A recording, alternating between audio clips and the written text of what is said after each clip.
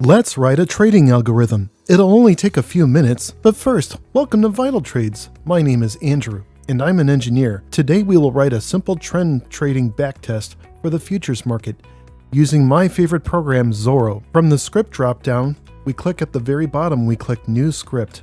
A template will pop up, and we will edit this template into what we need it to be. The first thing that we will do is we will set the asset to ES, which is for the E-mini S&P 500 futures by CME. The bar period we will leave at 60 for 60 minutes. Now bar period can be set to various values. Setting it to 1 will make it a 1 minute bar, setting it to 5, a 5 minute bar, to 60, a 1 hour bar, to 240, a 4 hour bar, and to 1440, a daily bar. Next, we need to map out what the logic is going to be for this program. First, we need to define our time series. We define our fast moving average as an SMA 5 time series.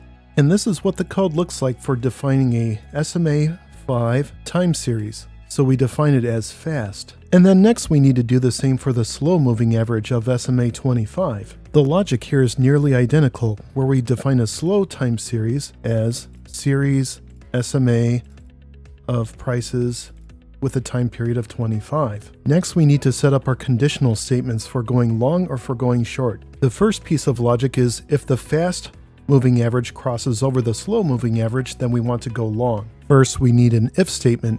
If the fast crosses over slow, then the logic inside of here will be executed. And that logic is that we want to exit any short positions and enter a long position. The next thing that we will want to do is exactly the opposite.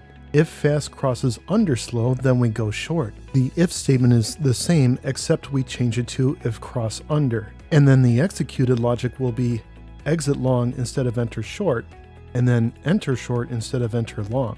Finally, we need to save our script. We will save it as trend underscore example.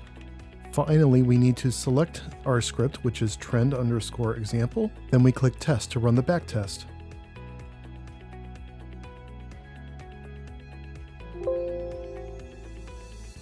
We see here in the result that the bar is more red than it's green, which suggests that it's not profitable. So for details, we click on the result button. Here we could see a visual of what trades have been made. We could zoom in to see how these trades have been executed.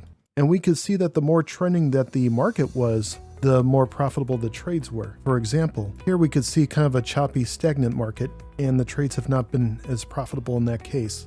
We can also see some statistics that were generated. First, we could see that it's a 1 hour bar period. The testing period was January of 2021 through July of 2026. The number of trades that were generated was 1,609. The number of winning trades was 558. The number of losing trades was 1,051. And with an initial trading capital of $140,000, this would have lost approximately 8% annually. And it would have lost about $10,700 per year on average. That is, 34% of the trades have been winning trades. So by not trading this in the actual markets, we have saved ourselves approximately $10,000 per year. And we can conclude from this backtest that more study is needed to make this into a viable system. But this does not seem to be a very good system from the get-go.